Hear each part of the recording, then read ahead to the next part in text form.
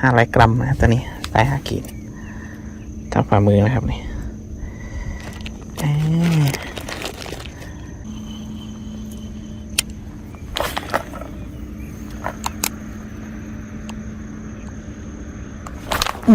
เรียบร้อยอีก1 ตัว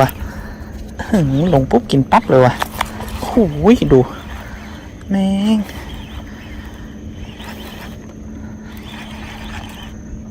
นี่ตัวนี้เป็นยังไงครับตัวนี้ว้าวใหญ่กว่าเมื่อกี้หน่อยนึงโอ้ไซส์ประมาณ5 ขีด500 กรัมนะตัวนี้ไซส์5 ขีดเท่าฝ่ามือนะครับนี่กัดเต็มปากเต็มคำเลย